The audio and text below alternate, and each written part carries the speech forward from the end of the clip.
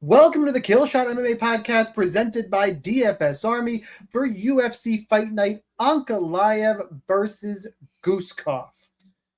13 fights in this card. We're going to break them all down. We're going to talk bets. We're going to talk DFS. We're going to make a little bit of money on your Saturday afternoon. It is a 9:30 Eastern time start. They are in UAE. It's an overseas trip for the UFC because next week they are in... Is it somewhere in the Czech Republic? You know, I should have had that teed up if I was going to do that for the intro. I'll look while you. And I totally was like, yeah, I know exactly where they're going to be. Oh, it's in Serbia. It's in Belgrade. Belgrade. Thank you. I wanted to say Prague, and that's not right. That's Czech Republic. So it is in Belgrade, Serbia next week. So overseas for the UFC. I'm Sniper. With me as always. Well, most of the time. Is Monk. We're going to break it all down. He's got stats. I got some insight. We've been making some pretty good calls recently, Monk. We're on a nice little run here, not to jinx it. I think it's been a weird year. Super hot. Now, admittedly, I don't hide from the losses. We got super cold, and now we're pretty hot again. So back on the upswing here. This card is funky because there are big favorites and chalk you want to eat, and the mid-range does not help with salary. Like, those fights are typically shit. So we're going to have an interesting one for DraftKings. A couple betting spots I do like. But how are you this week, and are you ready for UFC UAE, which I don't want to say, so it's just because it sounds funny, and I'm going to go Ankalaev versus Guskov. UFC Vowel. That's what we'll call it. UFC Vowels. I'm looking forward to it. It's a 9:30 card, whatever you said.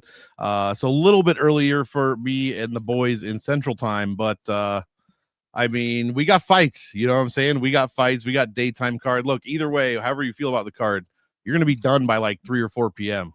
You grab a nap, grab some food. Your whole night's ahead of you. It's fantastic, and we get this 2 weeks in a row. Love it.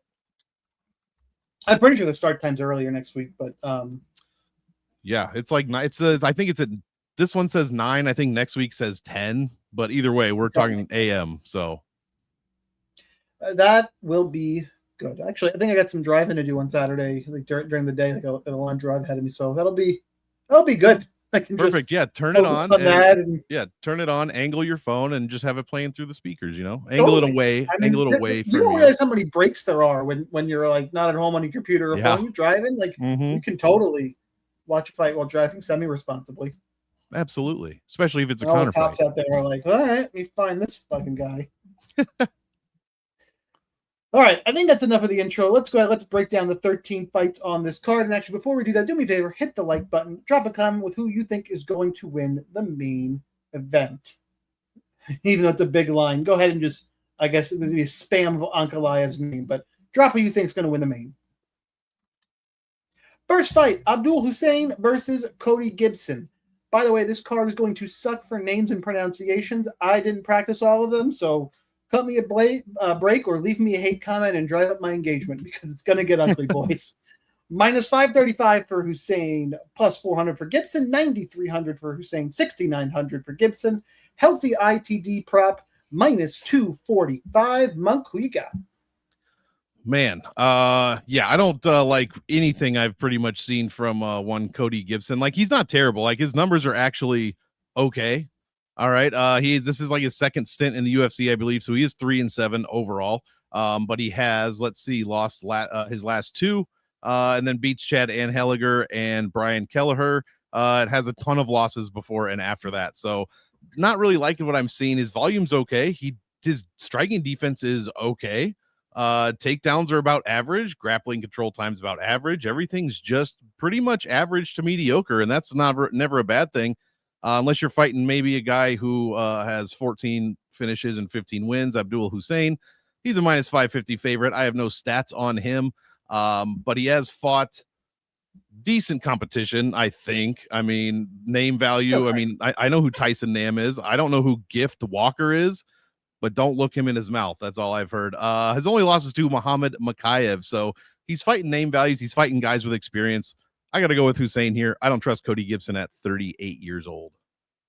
Yeah. Hey, guys, sorry if you're watching on YouTube. My camera is doing some weird fuzzy shit. So I'm going to try and get this fixed while Monk's talking the next couple fights here. But I look, my camera's blurry as shit. It's like forgot how to focus. Yeah, it is. It looks out of focus, which is strange because it's a webcam. All right, I'll deal with that in a minute. So sorry if you're watching, it looks a little fuzzy. We'll get that taken care of for this fight. The inside the distance number is high. Actually, it's too high based on the level of competition in the weight class for Abdul Hussein. I think those numbers are overinflated because it's decent competition, but it's not UFC competition. Gibson's been around. He's a veteran. Yes, he can be finished. Minus 245 feels rough. I do think Hussein's going to win. I think there's value in the bet side and the go-to decision prop at a big plus money number. I'm fine with that in terms of a betting angle. DraftKings, 9,300 minus 245 on paper seems fine. The problem is more expensive is Sam Patterson, Ankalaev, and then two massive numbers and massive prices. I'm pretty sure in those rankings, even though they're a little more expensive and price is going to be an issue we're going to talk about, I still prefer the more expensive fighters to Abdul Hussein, just dollar for dollar. So I'm going to go with Hussein for the win, but based on me needing dogs, I don't hate. There's plenty of punts I'm going to hate. Gibson isn't one of them. I'm okay mixing him in at whatever the ownership projection is in DFS Army. So go ahead and match it up. I will take Abdul Hussein for the win. Let me intro this fight so I can try and fix the focus. This is crazy. Nurullo Aliev versus Mike Davis, which, by the way, whoever is making the order for this card was fucking drunk. They fucked this up bad. It's awful that Mike Davis is the second fight of the night. And there's a couple other spots that just make no sense. I won't harp on them too long, but there's a bunch. Like Patterson Ponzinibbio as a prelim is ridiculous. There's a bunch. So we'll get to them. But if by some miracle anybody in the UFC is watching or listening or know somebody, get your shit together when it comes to ordering these fights, because this is bad.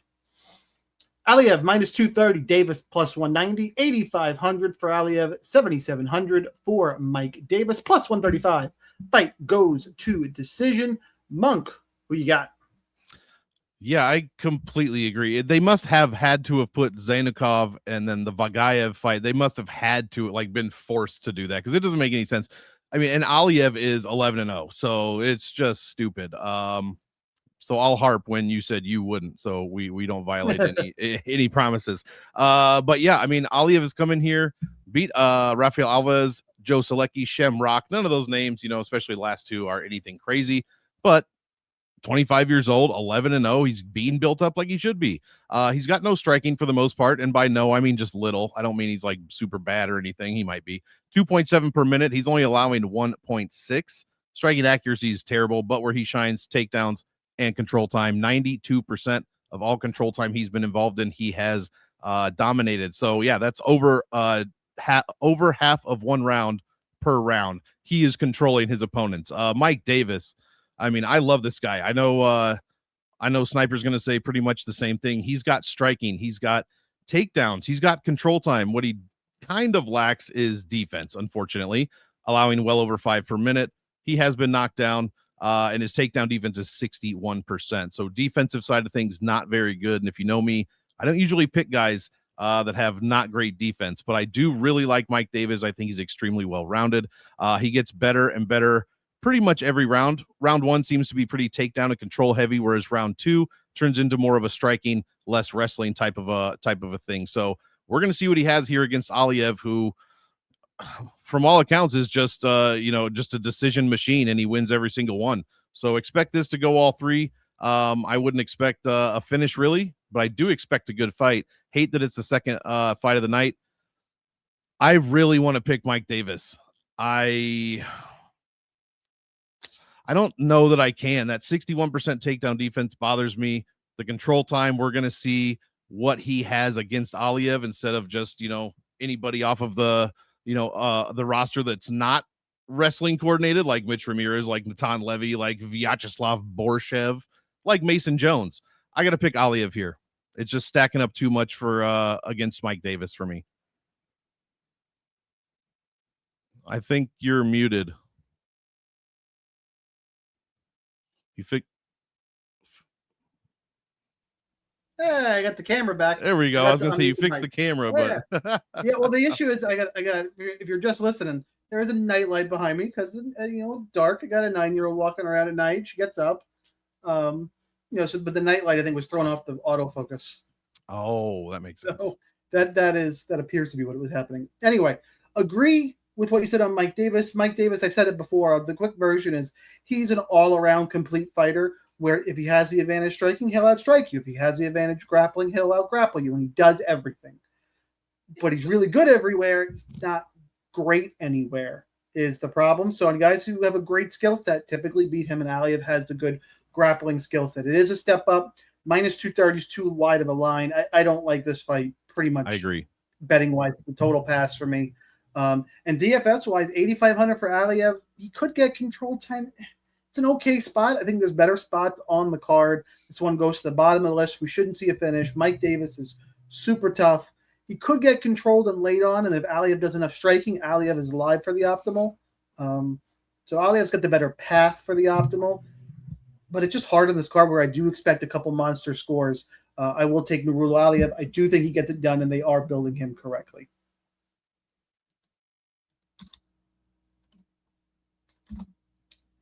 Magomed Tuchalov taking on Brendson Ribeiro. Tuchalov, minus 800. He's 9,700. It's a big-ass price tag. Ribeiro, plus 550. 6,500. That is a low-ass price tag. Minus 750 fight ends into the distance. That is very high. Should see a finish. Big ol' salary. It's going to be a common theme for these pay-ups. Monk, what do we do? Man, I can't pick Ponzinibbio. That much I do know, which is good because I don't know much about Magomed Tuchalov here. He's fought guys with names, right? They do have names like Habib, like Shamil, but there's nobody that you've heard of outside of that. They have different last names. Now he's fighting a Magomed than what you're familiar with. Yeah, it's not Habib Nurmagomedov. It was Habib Gaziev. So there you go. It's like Shamil and Habib wrapped in one. And he beat that guy. So yeah, I don't know, man. He's 6-0. He is, how old is this dude? I don't even have his age. 99. So I guess 27, something like that. 26. Still young. I want to see what he can do over here. This is a great intro to the UFC going up against Ponzinibbio, who is 3-5. Losing to Abdul Rahman Yakayev, Omar Sy, and Azamat Mirzakhanov. That's a lot of EVs and OVs in there, and nothing much is going to change here. He lost to Gadzhizulov as well. So yeah, that's 0-3 for the EV and OV opponents for Mr. Ribeiro. I mean, this seems like a home game for Tuchalov, even though I know he's not from. Actually, he is from the UAE, so it is literally a home game. I want to see what he can do. I don't know if I'm going to pay that, but I'll pay it a little bit because this dude could score a bunch. Let's actually check 1 second, and I'll stop talking. How many points Ribeiro is giving up per loss? 108, just under 108. Highest he's given up is 114. Lowest is 97. So yeah, Tuchalov is going to score some points here. Is he going to pay off 9,700? There's definitely a chance.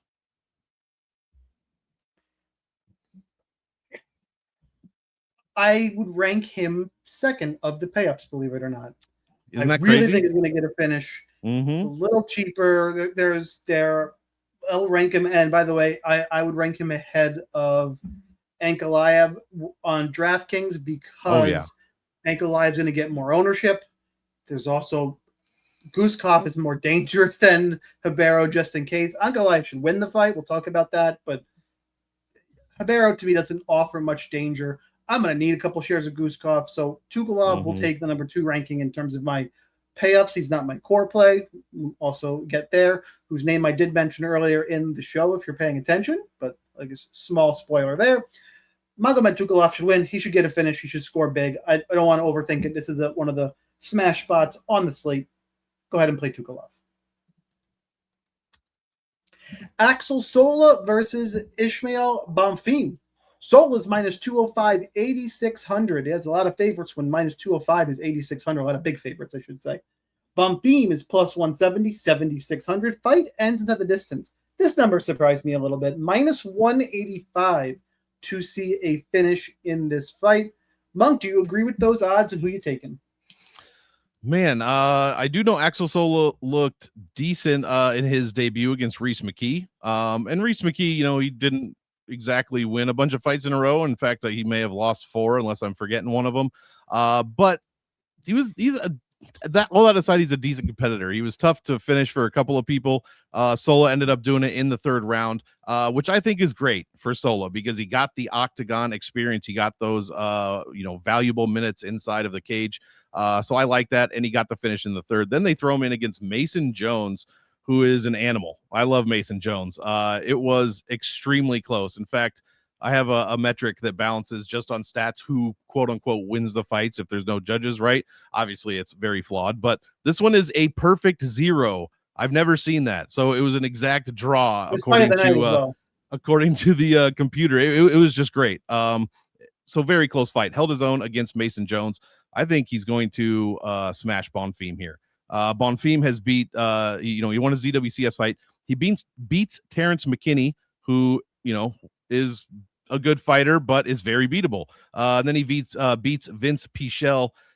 Tough fight there, but Vince, even at 40-some years old, I believe he was 41, still holds his own. So loses to Taco Padilla, Nazim Sadikov, and BSD. So he's fighting good guys, but he's not performing well against the better ones. So defensive numbers look okay. He has an onslaught of offense as far as striking goes, but Axel Sola, eats about 5.3 a minute. He's going to have to answer back, but I think he can here. I want to see what this guy can do. He's not a kid, but yeah, I got to go with Axel Sola here. Salary of 8,600 makes me pretty happy, but in his lone UFC win, he did only score 84.9 points, and that was a finish. So we're going to have to see it from Bonfim, who has been finished 3 times in his 3 UFC losses. But he was finished by Chris Padilla, Nazim Sadikov. That's true. And BSD, yeah. I think we got some recency bias going on. It's the first time we're going to disagree in a fight. I'm going to pick Ismael Bonfim to bounce back here. He's got some tough competition where I think the most recency bias in the line is because I could see Bonfim being a small dog. I think plus 170 is too much. I was hoping we get him a little bit cheaper, but prices are what they are. Minus 185 fight ends of the distance. Axel Sola, he can get finishes, but these are 2 good fighters. And I don't think Sola has the same kind of pop as Nazim Sadikov and BS. It's a different style of fight. I like, if you want to make a bet on this fight, I like the fight goes to decision. I think it's a closer fight than the odds indicate, both there and in the pure line. I'm going to take Bonfim. Bonfim also is a really good fighter whose back is 100% against the wall. He needs to win this fight, or him and his brother might be fighting in different promotions. So he could be getting his walking paper soon. You can't be losing fights like that. It's an interesting matchup. I think it's a close fight in terms of value. I think it's on the Bonfim side, especially on this card. This is one where I just disagree with the ITD line, so it brings down my evaluation of the fight overall. If you do think there's going to be a finish, and at these mid-range prices, on paper, this should be a fight we target a lot of. I just don't agree with it, so I can't target it a bunch. So naturally, I'm probably going to be underweight, with the small caveat that because I'm picking Ismael Bonfim and I need dogs, and I think we got recency bias and no one's going to play his ass, I like it a little bit for that side. So I'm going to end up underweight on Axel Sola, and it's going to be a little bit of a scary spot, but on this card, you got to take a couple chances, and I'm okay with that. Give that one. Give me Ismael Bonfim for the upset. Sam Patterson, who I mentioned by name and alluded to, there's your hint. He's at minus 470, taking on Santiago Ponzinibbio at plus 360, 9,400 for Patterson, 6,800 for Ponzi, ITD minus 310, because we've learned that Sam Patterson not only can wrestle, which people have forgotten, by the way, it's going to be interesting, but he also apparently has fucking bricks in his hands. Monk, do you, like me, think we should just throw the MVP fight out because it's not Patterson's fault? And I'm tired of hearing about Michael Venom Page. If he does it again here against Ponzinibbio, if you manage to have a boring fight here against Ponzinibbio, that's now it's on you. But the Michael Venom Page fight, I don't want to hear about people saying why it's a reason to knock down Sam Patterson. Michael Venom Page, well, he could be a nice, super nice guy. I don't actually know anything about him in terms of outside of the cage stuff. Could be a super nice guy. And it's got a couple highlight reels. His style sucks for MMA. It sucks to watch. the cure for the will to live. All right, a little bit of hyperbole. Anyway, Monk, who you got for this fight? It's not very much hyperbole, to be honest, because I completely agree with you. I mean, real quick, Yanal Ashmuz, minute 15 seconds. He did lose that fight, Mr. Sam Patterson, but still, minute 15 seconds. Linnaeus, 2 minutes. Crosby, 250. Barlow, 310. Waters, 3 minutes. These are all first round numbers, obviously. And then Michael Page, 15 minutes. You think that's Sam Patterson's fault? Absolutely not. I completely agree with you. I cannot stand Michael Venom Page's fight style. I couldn't have said it any better. Ponzinibbio has dropped 3 of his last 4. He is 39 years old. And it's to D-Rod, Salikov, and Kevin Holland. So nobody crazy at the, crazy high as far as the rankings go, but no scrubs for sure. Just, little TLC reference for you. Not one scrub on these fights here. Beats Carlson Harris, beats Alex Morono. I just don't know, man. I like Sam Patterson. He is on his way up. And like you said, he can do a little bit of everything. He doesn't throw a ton of strikes per minute, but he hits hard as hell. He has decent takedowns, and where he really shines is his control. He's also finished all 5 of his UFC wins. I'm really looking forward to this one. Ponzinibbio has been finished in 4 of his 8 UFC losses, all via KO TKO, and 2 of those have happened in his last 4 fights, Kevin Holland and D-Rod. So yeah, love me some Kevin Patterson. I was looking at Kevin Holland. Sam Patterson, 9,400 is a great salary. I like it a lot. Same. And I think we're forgetting is we expected Sam Patterson to come in and wrestle. Yes. And he has done that. He's shown he can hit hard. What I find interesting is that Ponzinibbio's got 71% takedown defense. Mm-hmm. The last time he was taken down multiple times in a fight was all the way back in a long time 2015. Yeah. It's a long time ago. Now, that being said, in his recent run, his recent opponents, Daniel Rodriguez, Carlston Harris, Muslim Salikov, Kevin Holland, Alex Morono, Michelle Pereira. With the exception of Carlston Harris, those guys don't want to wrestle you. Right. Sam Patterson, I think, has got a path with the Ponzi aging in the chin, and he's got the path in wrestling. I think he's got the best opportunity to wrestle a Ponzinibbio opponent has had in a while. Multiple paths to victory. I think he's on the upswing. I say it constantly, but it's so true. Father Time is undefeated. I hope. Ponzinibbio's gonna. We've seen Garbrandt. We saw people fall off. It is what it is. That's why when somebody wants to retire, just like who just retired? Was it Irene Aldana? I don't remember. Oh God, that could be terrible. No, somebody just retired in the women's division. Regardless, whoever it was, and I just saw the news yesterday and didn't really register. Somebody wants to walk away, let them. This is a violent, rough sport. Dana says it. He's 100% right. Mm-hmm. Like when you're done, you're done. Some guys stay too long. Some guys want to keep going, and their body tells them it's enough. It just is what it is. I hope Ponzinibbio doesn't go out like that, except for the fact that Sam Patterson's a core play. High ITD line, multiple paths to victory, reasonable price on this card when there's 4 guys priced higher than him. Yeah, right. Or 3. Okay. So give me Sam Patterson and a ton of them. I'll try not to belabor the point anymore. Sam Patterson is the play. Dustin Jacoby versus Mohamed Saeed, which another case of why is this fight down here? Right. Fucking matchmakers, man. Minus 175 for Jacoby, plus 145 for Saeed, 8,700 for Jacoby, 7,500 on the comeback. Minus 160 fight ends inside the distance. Monk, who are you taking? Yeah, this is an interesting one here. I've always kind of been somewhat of a fan of Dustin Jacoby. I like his style. I like what he does most of the time when he faces adversity inside the cage. He's really outside of the Reyes fight, he got finished pretty early there. He's relatively tough to finish. I mean, Roundtree, Mirzakhanov, Menefield, I mean, they all went to decision. But meanwhile, his wins, it's just finish. I think every single fight since the Oleksiejczuk win, which somehow went to decision, has been a relatively early finish, and I love to see that. Mohamed Said is what? He trains with Valter Walker, I believe, at Gore MMA. He has, he's undefeated, 9-0, 8 finishes there, and maybe Valter will teach him a heel hook or something, because that's might be what he needs to beat Dustin Jacoby. I don't know. I just like Jacoby here quite a bit. Said has several more knockouts, 6 KOs compared to 2 submissions. Obviously, that doesn't tell you anything about his wrestling game, but I have no stats, so I'm going to assume and then watch a few videos later and make sure to see if I'm right or not. But if this dude doesn't have great takedowns, then Jacoby, I think, has a pretty good chance. I mean, 64% takedown defense is less than ideal, but not terrible. He controls just under half the control time that he's in, which is surprising because he also lands over 5.5 strikes per minute at a with power. So I really like that. Mohamed Said, undefeated, hometown guy. I'm going to go with Jacoby here, but I think it's going to be relatively close. It could be relatively close at least. 8,700 is the salary here. He's averaging 95 per win.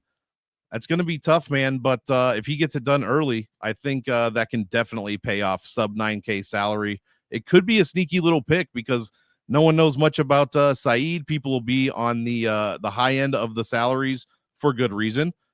Jacoby gets it done in the first. It could be sneaky, but he is 38, is fighting the hometown guy, and he's unknown. So we'll see what happens. Yeah, it's one of those. I'm going to pick Jacoby, but I almost picked Said. I really did. So I'm going to play plenty of Mohamed Said. He's not going to burn me. Jacoby, aging. I've watched a couple fights. He looks okay. It's just hard to really know against the caliber of competition he's fighting. Jacoby's is super solid, but towards the back end. Also, Jacoby's a little bit one-dimensional in that he's going to strike. If he doesn't get the first round finish, he's going to score trash. And again, on this card, I don't know if he's got enough volume to get there unless he gets the quick win, which I think Said's going to wrestle. I think Said's got more DraftKings upside than just Dustin Jacoby. Even though I'm going to pick Dustin Jacoby straight up to win because there's too many unknowns and not sures on the Said side. But it is a close fight, an interesting fight. I'm going to side with Dustin Jacoby. But overall, betting-wise, it's also a total pass. I don't know enough about this one. There's a couple fights where I just don't have enough research at all. I'll pick my spots a little better. Valter Walker versus Thomas Petersen. Why is this fight in the middle of the fucking card? This should be like third from the top, maybe fourth. This should be the co-main event. Honestly, put Valter Walker in the co-main event. Yeah. But they're in UAE, so you want to make him third.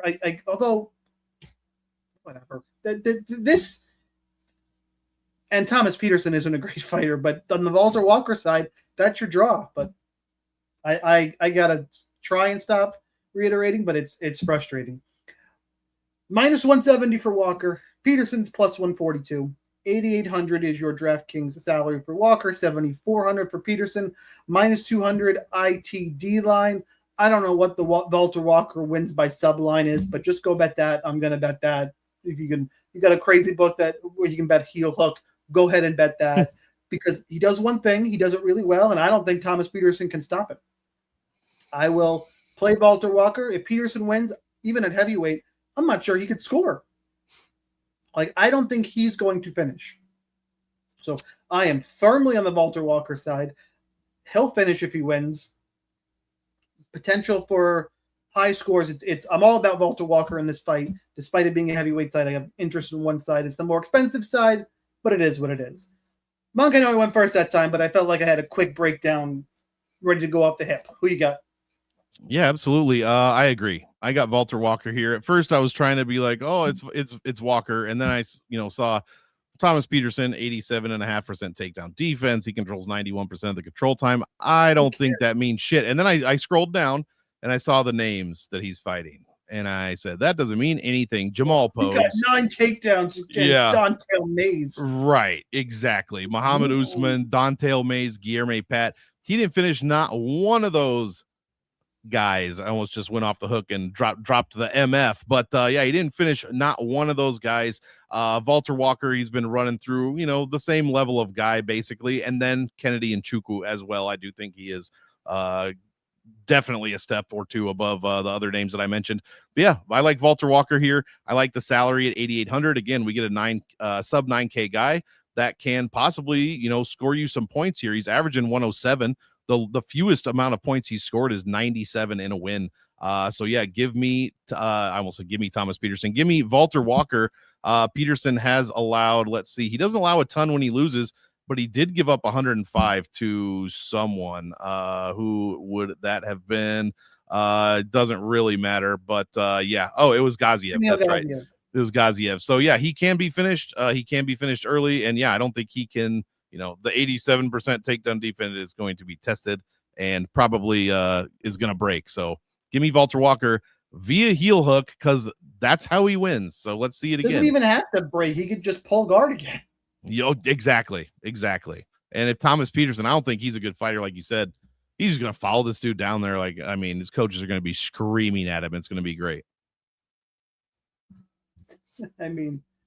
Yeah, it's possible. Anyway, let's move on. Abubakar Vagaev taking on Saygid Izagakhmaev. I'm pretty close. That's fine.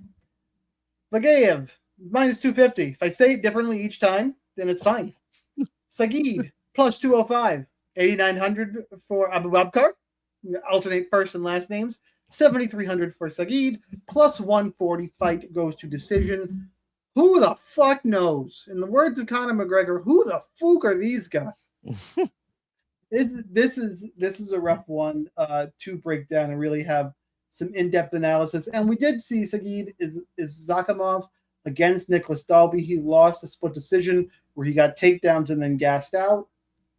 Whereas Vagaev, I believe, is coming over from one. He's been around a long time. It's for me, I'm gonna take Saygid because even though he lost with Nicholas Dalby, he's a little bit more of a known quantity. I think he's gonna fix the gas tank issues. He's an underdog in a fight that I think should probably be closer to a coin flip, and I don't fucking know. I'm gonna go for DraftKings. I'm gonna go field weight a little bit over to Saygid, and I'm gonna be field weight on Vagaev because this is a hard one to break down. And I sorry personally, I know I do the show, but I can't dig deep into this fight. I'm gonna vanilla this one up, pick some other spots because this is one where you can dig deep and still get it wrong. I'm just gonna not let this fight beat me. Pass in the bets. We've already had a couple bets earlier in the card. I got a couple more in the back half. Give me Saygid to pull the upset and just don't let this fight fucking beat me. Monk, do you have a different breakdown? I can't. I don't even really have stats for it, but I dove into the tape a little bit and I watched one or two fights of each guy, and I'm like, I can't. I just can't. I don't know. Yeah, I agree completely. You named, Saygid fought Dalby.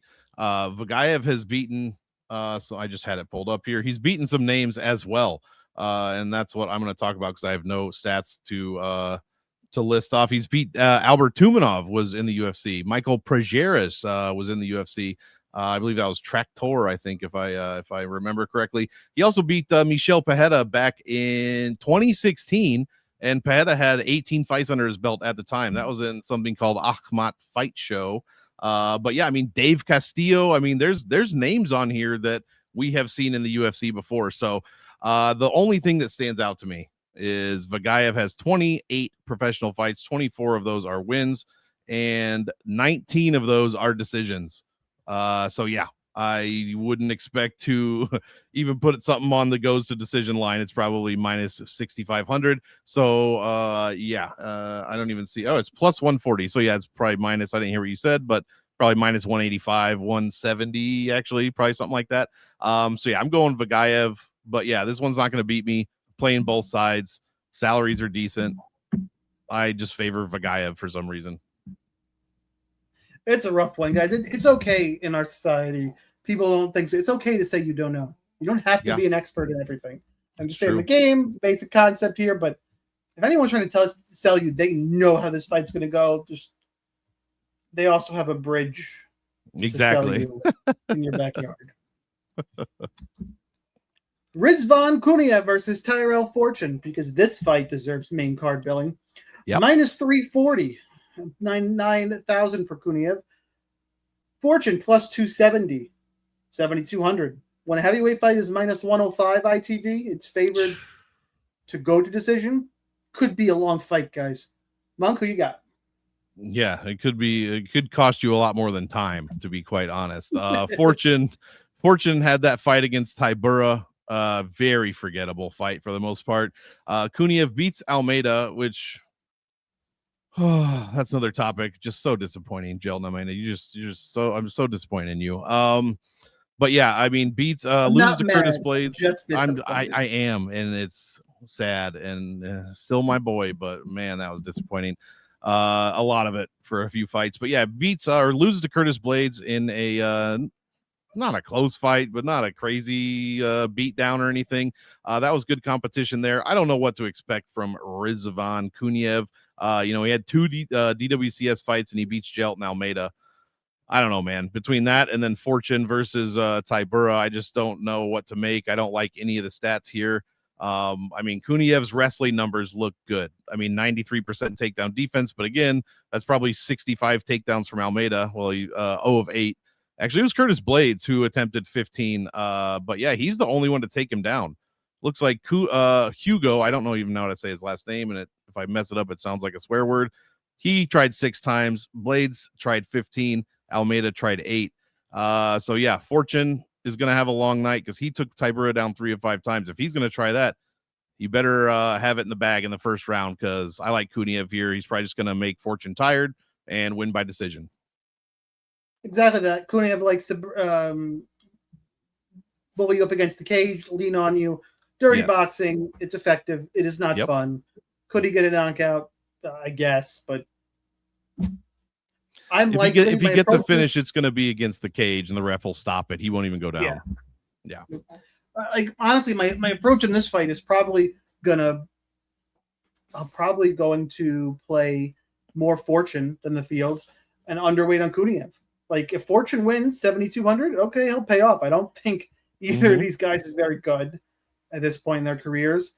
Kuniev's going to win, but I don't think he scores well. So it's the classic DraftKings podcast breakdown of Kuniev wins, but Fortune's the better play at dog pricing. It really is that simple. Nothing really stands out in terms of bets here. If you wanted to bet Kuniev wins by decision, probably get a decent line on that. But I'm just not too interested overall. Give me Kuniev for the win, and you can see this is one of the reasons why I'm disgusted with the fight ordering on this card. And we're going to continue that. Clearly, we're in the main card now, so I'm super excited about these fights. Who the fuck are these guys? Oh, for the second time. Magomed Zanukunov taking on Damian Rzepecki. Minus about 300 for Zanukov. 9,200 on DraftKings. Rzepecki, 7,000. Plus 240 on the comeback. Minus 120 fight goes to decision. Or fight ends to the distance. Sorry, it's minus 120. All you, Monk. Go ahead. Kick us off.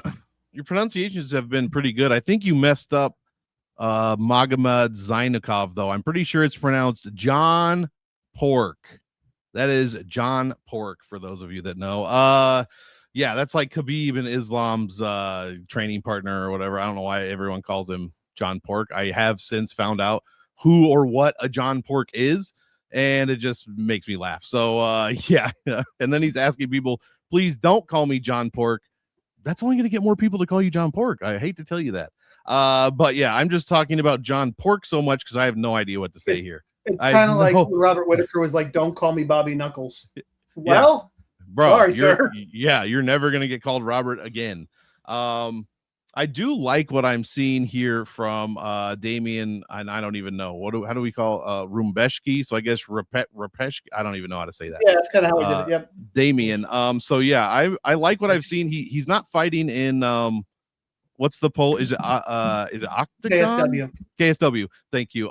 He's not fighting KSW, but he's fighting something called FEN. And he's, I don't know these guys' names, but he's beating them by RNC, knees, punches, liver punch. That's what caught my eye. Bravo choke. I just love how he's winning. Tons of triangles, tons of knockouts. I don't know if these guys he's doing it against are any good, but we're sure going to find out. So it looks like Mr. John Pork there, 8-0, and we got 10-0 on the other side. It's going to be an interesting one, man. I'm sure Zainukov is probably going to win. I mean, you train with Habib, you train with Islam, and you've done it for quite a long time. You're not just going to come in here and look like ass in front of those guys. It's just not going to happen. So I'm going with Magomed Zainukov, and probably if I don't know, probably a finish, but we'll see. Give me Rzepecki. There you go. Against what I think is better competition. I really liked it that he can mix it up. I feel like Zainukov. I'm going to use that Zainukov. It's just, I mean, because you train with somebody, I don't know. There's That's plenty true. No, you're absolutely can. Right. Absolutely. So I just can't at 9,200. Give me Rzepecki. It's a dog I can take a few stabs on. Sure. And I'll see about Zainukov. Thankfully on this card, I have Sam Patterson, Ankalaev, Tuchalov, Dulatov. Like I don't think I need, even though he's a little bit cheaper. Valter Walker I want to play. This is a spot where I'm going to take a dog rather than eat chalk and move on from there. I'm not laying minus 300, 9,200 on Zainukov. It's not a confident pick in Rzepecki, but he looks good on film. I think he's a legit prospect. I'll take him to pull the upside. Islam Dulatov taking on Wellington Turman. Minus 1,000 for Dulatov. Yes, that is the biggest favorite on the card, and that comes with the biggest price tag at 9,800, plus 650 for Turman, who has not fought in 3 years. He is back. 6,400 is his price tag, minus 750 to see a finish. So how do we fit in Dulatov? Man, that's going to be tough, but I think you really got to try. I think you really got to try here. Wellington Turman's last win was against Misha Serkinov, if that tells you anything. Sam Alvey, Marcus Perez. These are the gentlemen he has beat in the UFC. Dulatov looks fantastic. He's had one official UFC fight, was against Adam Fugit. Obviously, that's not going to tell you much, right? But with his DWCS fight as well, he's averaging almost 9 strikes a minute. He's getting hit a little too much for my liking at 4.2. But he's putting on a striking showcase for the most part. He's landing takedowns. He's getting some control time, about half. And he's getting, all finishes. 12 finishes in 12 fights. Did lose 1 decision. That's his lone loss. So, I just love Islam Dulatov here. Wellington Turman, while being only 30 years old, and I don't know if he's fought since Jared Gordon. I didn't look at the Tapology, so maybe he went somewhere else, but I don't think so. I think he has he's been off for 3 years. I don't like this one bit because I think Dulatov is looking like he's going to be fantastic. So give me Dulatov here. Turman eats over 4 strikes a minute. His takedown defense is 43%, and he almost gets out controlled. It's about 50-50, but all of his defensive numbers are absolutely terrible. So I got to go with Dulatov here. Get him in your lineups if you can. Turman has only been finished twice in the UFC, or 3 times rather in the UFC.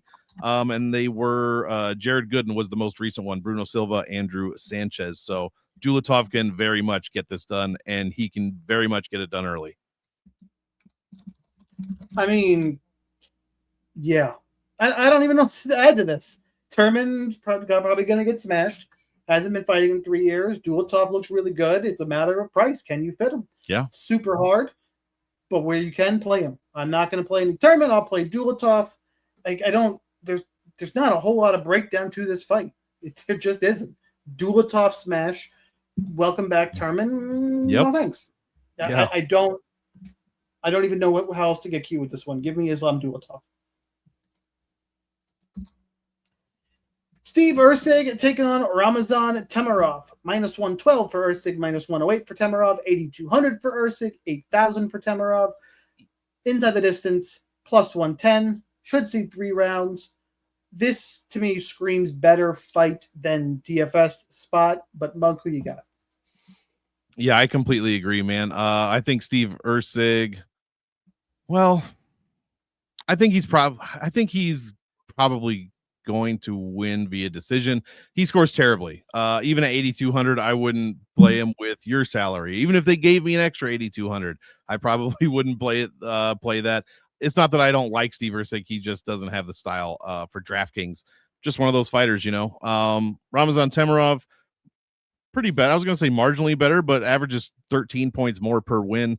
He once only scored 58 though, so that is a problem. That's what it is. The numbers for him are messed up because he has 2 fights. He beat CJ Vergara, scored 130, and then he beats Charles Johnson barely in a very close fight, but Charles Johnson is a very difficult opponent for many flyweights, and he only scored 59 there. So I'm not going to hold that against him. Temirov is clearly going to be looking for striking opportunities, maybe a couple of takedowns. He hasn't really shown that too much yet. He does love to strike. He does love to knock people out. Steve Ursig is not somebody that gets knocked out. It has happened once in the UFC. I believe it was who was it? Oh, Kaikar France. Embarrassingly. So yeah, did get KO'd by Kaikar France. He is going to have to watch out for Temirov, who just charges forward and throws bombs. He eats as many as he throws. So Steve Ursig needs to tighten his defense. He needs to find his spots. If he picks them correctly, he can make Temirov back off and probably win this fight via decision. So close fight. I agree. I'm barely picking Steve Ursig. Hate this fight for DraftKings. Can I just say ditto? I know we disagreed earlier, but this one I'm totally on board. I think Ursig wins a close decision. I don't think either guy scores well. I will say while I'm picking Ursig, Ramazan Temirov is the one more likely to break the slate. If one of the two guys is going to get a first-round knockout and score 110 at 8,000, it's him because he throws bigger bombs. The crowd will go crazy. Maybe the referee will stop it. Like they're flyweights. If somebody's going to break the slate, I think it's Temirov. But I think Ursig's going to have a better game plan, more well-rounded. The crowd will be on Temirov's side. It's a really close fight. I ever so slightly lean towards Ursig for those reasons, but overall, not very interested. Main event time. Magomed Ankalaev taking on Bogdan Guskov. Guskov was supposed to fight Blachowicz next week, I believe it was, and Ankalaev's opponent fell out. So now we have this fight. Ankalaev is minus 535. Guskov is plus 400. 9,500 for Ankalaev. 6,700 for Guskov. Fight ends inside the distance. It's minus 450. Before we do the breakdown, do me a favor, hit the like button. Drop a comment with who you think is going to win this fight. That's important. Need some comments, guys. Tell me who's going to win this fight or how, if the who is too simple for you. And if you want more tools at DFS Army to build your DraftKings lineups, get projections, join the Discord. NFL is coming. NBA is coming back. Like we're getting back into DFS season. So make sure you check it out. Link down below. All that being said, Monk, main event. What you got? Yeah, it's an interesting one because I really like Bogdan Guskov quite a bit, to be honest. I think he can do a lot in this kind of thin light heavyweight division. However, I think this might be a little bit too early, possibly going against Ankalaev. He is going to be pretty tough to beat. Guskov does not have any defense as far as striking goes. He does have okay takedown defense. The number is bad, 57. He's getting about 40-60 controlled, but he can handle himself on the ground. It's going to be a little bit of work for him to get up and for him to not get pummeled there. But I don't really see that from Magomed Ankalaev. He's not really going to attempt too many takedowns. He did attempt 12 against Pajeda, but it's just been pretty marginal, 1, maybe 2 here and there. There's a few fights in his last 10 where he has attempted well over that number, but I don't think he's going to have to do that here unless he gets rocked by Guskov once. If he doesn't like how Guskov hit him once, he's probably going to look for a couple takedowns. Even if that happens, he's so defensively solid that I really don't see too much of a problem here. He just went against one of the hardest hitters in the entire UFC in Pereira and lost to him, but beat him once before that. He's beat Rakic, beat Walker, Blachowicz. I mean, the names go on and on in the light heavyweight division. I like Ankalaev here. Little too early for Guskov, although I do like him. He is live. He's definitely live at a very low percentage chance to get a win or to find a finish somehow. I just think Ankalaev is the heavy favorite for a reason, and I'm going to pick him to win. The salaries here at 9,500. Oh my goodness. His average DraftKings points per win is 90. His highest ever is 118, guys. This is going to be extremely difficult to pay off. If you take out the 3-round fights, just the 5-round wins for Ankalaev, his number drops. He averages less than 87. This is going to be extremely difficult to pay off. Yep, that is my concern. Guskov, agree. Just his defense isn't good enough. He's going to get caught at some point. I mean, he almost finished Blachowicz in the second round, dominated. I think he gassed out, and then he got caught in the third. It was a wild, fun fight. That's why they were going to have a rematch because it was a draw. Super fun fight. A lot of upside for him, but the defense against Ankalaev, there is a problem there. And Ankalaev, what is anybody trying to take down Ankalaev? 87% takedown defense. Who got him? To go all the way back to Nikita Krylov got him once. And Paul Craig got him twice, actually. Which is crazy. That was the fight he lost 459 of round 3. That's right. My favorite thing ever. Look, Guskov's live. I'll mix him in. He's the only sub 7K punt I'm really looking at here. Right? Or is hang on, I need to go make sure. I don't want to play Terman. I don't want to play Ribeiro. I don't want to play Ponzinibbio. I'll take a little bit of Cody Gibson. Him and Cody Big Gibson are the sub 7K guys I'll look at. But Ankalaev should win. It's a matter of that scoring for DraftKings. Can he score? I don't think so. I also, if you want to bet this fight, ITD is minus 450. Whatever the under 2.5 rounds is, I don't see it getting out of the second round, really. I think we'll see a finish here. And it gives Ankalaev some path for scoring, but there's so many big scores floating around. Maybe it's one of those in MME, mix it up. I think he is safe for cash because if he doesn't get the finish, at least he's got the extra 2 rounds. Like at least, like you should get the scoring, but he's got the best opponent on the other side. It's I've been back and forth on it. I don't think I'm gonna mess with cash, period, this week. I think I'm gonna take a pass on it. Give me Magomed Ankalaev to wrap up this overall strange card, but hey, we're gonna try and make some money out of it. Don't go anywhere yet. We got to talk Kill Shots, the namesake of the show. If you don't know, a Kill Shot is an under-owned tournament play on DraftKings that can help you take down a slate. No chalk. No. Well, it can be a favorite. No chalk. Can be a favorite. Got to be sneaky. Monk, do you have something sneaky? I'm dancing between 2, so this week I really am. I know last week I said go first, then we kind of shared 2. I really do have 2, so you can go first. Man, I have no idea. I've been trying and trying. I guess there's one that stands out. I know you talked about him earlier. You might have even picked him straight up. I can't find anyone else that fits the criteria, really. I mean, I'm just gonna say it. Ismael Bonfim. I don't know who else. He's 7,600. He's got a chance. He's fighting a guy that is, only has a couple of fights or one fight maybe in the UFC. I don't remember, 1 or 2. And yeah, I think that might be the best chance. I don't like, everybody else. I mean, I could pick like Guskov, but that's too much. He's going to be too high owned. Can't do that. I mean, Tyrell Fortune, I guess, is on there. I don't know. Mike Davis is going to be too high. That's what I was going to say. But Ismael Bonfim. I got 2 more for you. You didn't even mention. So I'm going to officially go with Saygid Izagakhmaev. Okay. Because I think everybody saw the loss of Nicholas Dalby and was like, I'm fucking out. This is a whole different fight at a weird price and a good ITD prop. I'll go ahead and I'll take some swings there. An honorable mention to go against the storyline. I don't give a fuck who you train with. Damian Rzepecki is the honorable mention. Because no John Pork. Because then we're going to see, we're constantly hear about, the lead up to the Islam fight, how his training partner just lost. Like, what is going to be right? Like, I could totally see that narrative playing out 100%. All right, that's what we got for UFC. Ankalaev versus Guskov. Hit that like button, share with your friends. Tell me how you think the main event is going to go. You want to make some money on DraftKings.